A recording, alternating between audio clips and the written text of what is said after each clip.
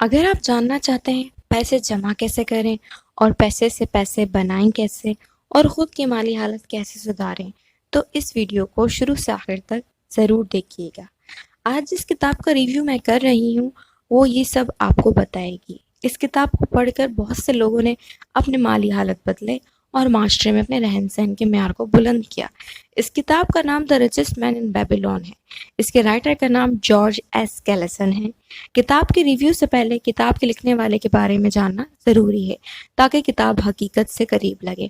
یعنی اگر آپ کتاب پڑھنے سے پہلے کتاب لکھنے والے کے بارے میں جان لیں تو آپ کو پتہ چل جائے گا کہ کتاب جس نے لکھی ہے کیا اس کی یہ باتیں اپنی دماغ کی تخلیق ہے یا اس نے حقیقت میں لوگوں کی زندگی کے تجربے کو اپنے لفظوں میں لکھا ہے۔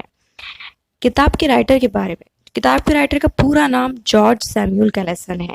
ان کی پیدائش، رہائش آپ گوگل کر سکتے ہیں۔ میں صرف ان کی زندگی کی سفر میں ہونے والی کامیابیاں اور وہ طریقے بتاؤں گی جن کو جان کر آپ کا دل چاہے گا آپ بھی یہ کتاب پڑھیں اور اپنی زندگی کے تجربات کو سمجھ کر اپنی زندگی کا معیار بلند کریں۔ جارج ایس کیلسن یعنی جارج سیموئل کیلسن امریکن رائٹر ہیں۔ انہوں نے اسپینش امریکہ جنگ میں امریکہ کی آرمی کو نیبرسا کی یونیورسٹی میں اپنی خدمات پیش کی۔ وہ ایک کامیاب بزنس مین تھے۔ کیلسن میپ کمپنی کے بانی ہیں۔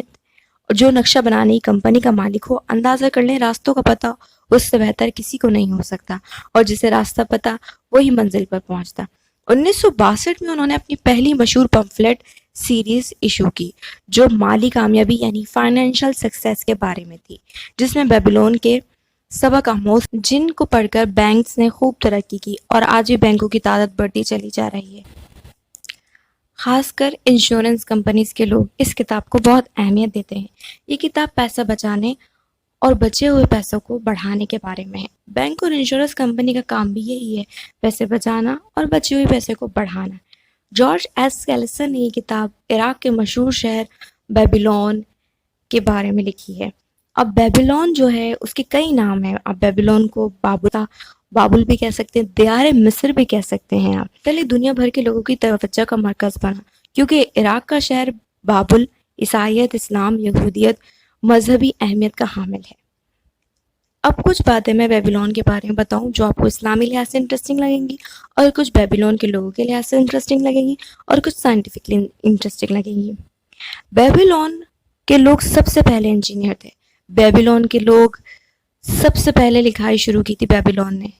بیبیلون کے لوگ معیشت چلانے کے ماہر تھے، اور بیبیلون کے لوگ مجسمہ سازی، نقاشی، بنائی، سونے کے کام میں ماہر تھے۔ بیبیلونی وہ شہر ہے جو 7 عجوبوں میں سے ایک ہے کیونکہ وہاں ہینگنگ گارڈن ہے۔ یہ تھی کچھ انٹرسٹنگ فیکٹس جو بیبیلون کے بارے میں تھی۔ اب اسلامی لحاظ سے بیبیلون کو جانتے ہیں۔ بیبیلون ہی وہ شہر ہے جہاں نمرود نے ابراہیم علیہ السلام کو آگ میں ڈلوا۔ یونان کا وہ واحد شخص جس نے تاریخ رقم کی، سکندر اعظم، جس نے آدھی دنیا فتح کی، اس کی وفات اسی شہر میں ہوئی۔ تورات کے مطابق حضرت آدم علیہ السلام اسی مصر، دیار مصر میں رہتے تھے، یعنی بیبیلون میں رہتے تھے۔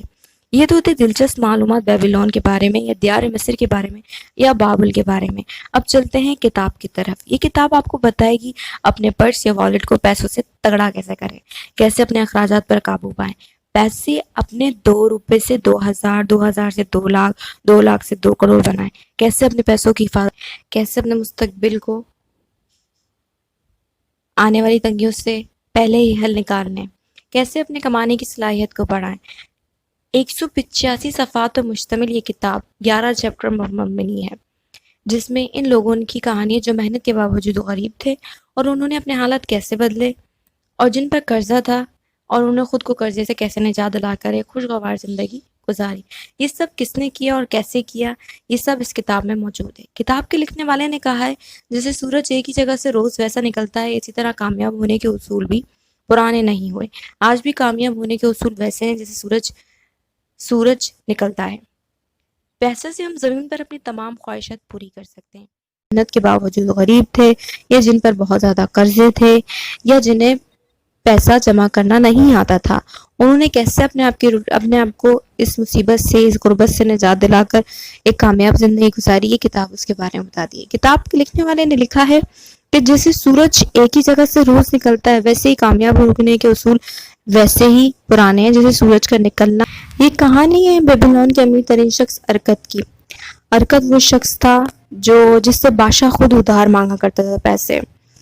امیر ہونے سے پہلے ارکد ایک انتہائی غریب انسان تھا اور وہ پتھر پر نقاشی کرتا تھا یا لکھتا تھا۔ ایک دن ارکد کے پاس ایک شخص آیا جس کا نام الغمش تھا۔ الغمش نے ارکد سے کہا، میں تمہیں 2 سونے کے سکے دوں گا، تم میرا یہ کام کر دو۔ ارکد نے کہا، میں تمہارا یہ کام کر دوں گا۔ ارکد نے پوری دن رات لگا کے وہ کام پورا کرنے کی کوشش کری، لیکن وہ کام مکمل نہ ہو سکا۔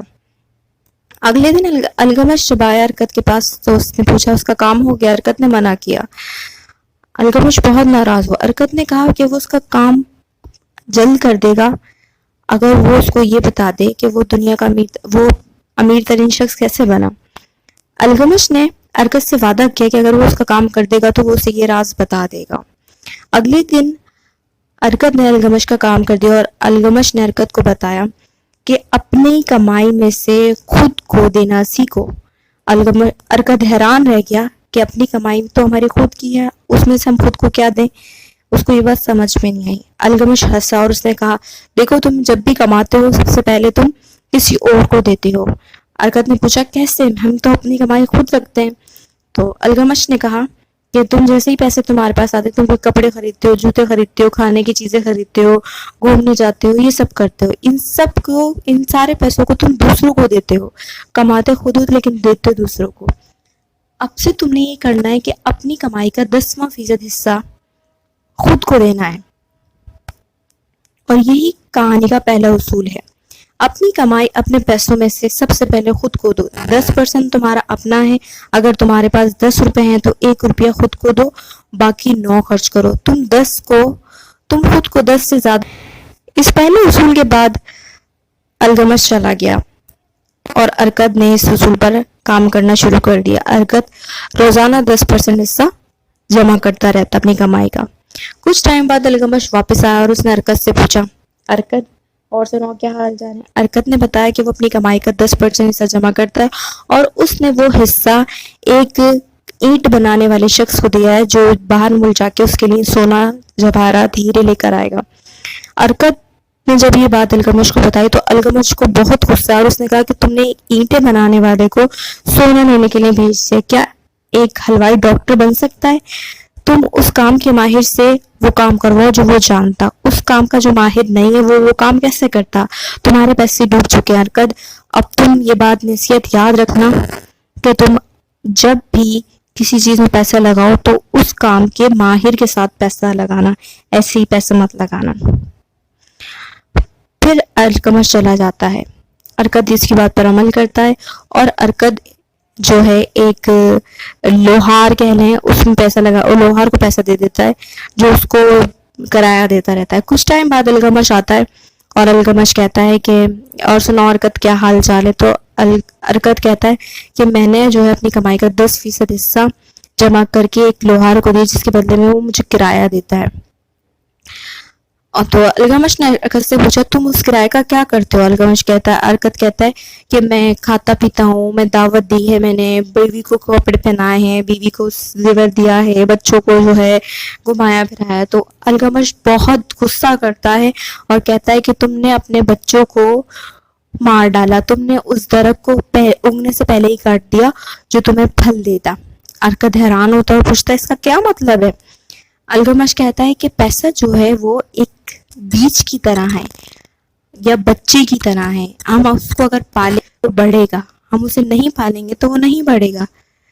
یعنی اگر ہم اپنی آمدنی کو کسی ایسی جگہ پہ لگائیں جس سے وہ منافع میں دگنی ہو تو وہ بالکل ہمارے بچوں جیسی ہے، جو جیسے بچے ہمارے بڑھاپے کا سہارا ہوتے ہیں ایسا پیسہ بھی ہمارے بڑھاپے کا سہارا ہوتا ہے۔ ارکد نے الغمش کی اس بات کو نوٹ کیا اور اس نے اس بات پر دھیان دینا شروع کیا۔ اب ارکد کے اصول کی طرف آتے ہیں جو اس نے سب کو دیے بیبلون کے واسیوں کو۔ اس کا دوسرا اصول یہ تھا، اپنے اخراجات 90% پیسوں سے پورے کرو، اپنی خواہشوں اور ضروریاتوں کو 90% آمدنی میں پورا کرنے کی کوشش کرو۔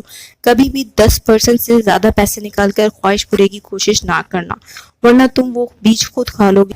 خالی پٹوے کو بھرنے کا تیسرا اصول، اپنی دولت کو ضرب دو، یعنی اپنی دولت ایسی جگہ لگاؤ جہاں سے منافع ملے، نہ سے بچے ہوئے پیسے سے پیسے بڑھتا رہے اور انسان کی قسمت بدلتی رہے۔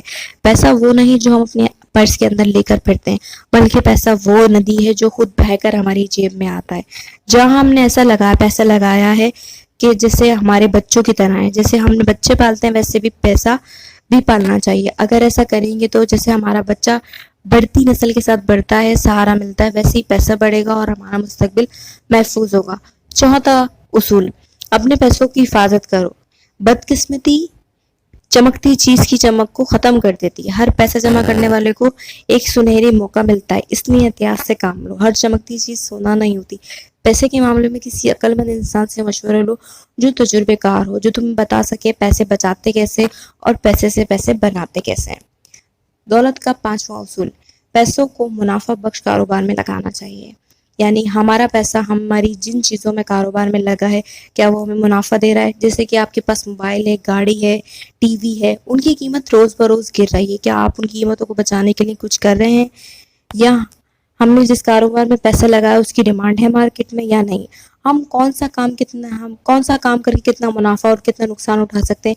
क्या हमने किसी भी काम को शुरू करने से पहले इस बारे में सोचा कि हमें इसमें तरक्की मिलेगी या नहीं मिलेगी? ये सब जानने के लिए हमें पैसे की पढ़ाई करनी चाहिए, क्योंकि पढ़ाई दो तरह की होती है। एक तो वो होती है जो हमें जानना ही होती है, और एक वो होती है जिसे हमें मालूम नहीं होता लेकिन हमें जानने की कोशिश करते रहना चाहिए। ऐसी सूरत में हमें किताबों से पढ़ना चाहिए या हमें एक्सपर्ट से राब्ता करना चाहिए। पैसे जमा करने का छठा उसूल, अपने मुस्तकबिल को महफूज करें। इसका मतलब एडवांस में सोचें और प्लान बनाएं, मुस्तकबिल में आपको किन चीज़ों की ज़रूरत होगी, इन्हें अभी से इकट्ठा शुरू कर दें। जैसे बढ़ती फैमिली के लिए बड़ा घर, आप प्लॉट खरीदें, इंश्योरेंस लें, घर, गाड़ी, मकान वगैरह की। इस तरह आप अपने बुढ़ापे में किसी के मोहताज नहीं होंगे।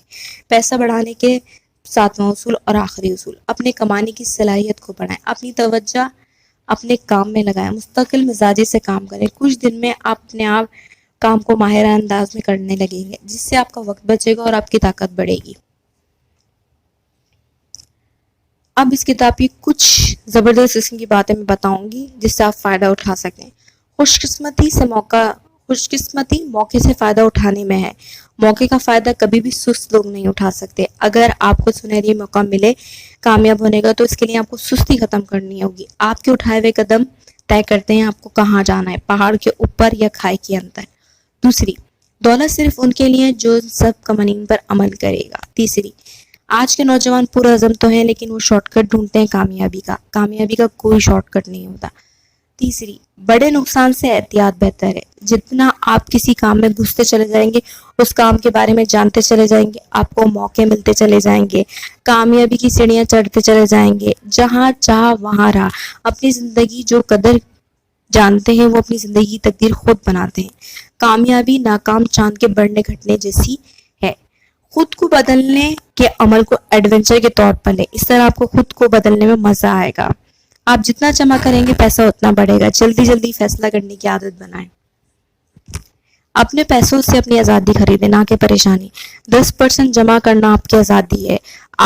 ये आप पर है कि आप कितना आज़ाद रहना चाहते हैं। I hope you like this video, and if you do then comment below. Thanks for watching, stay connected.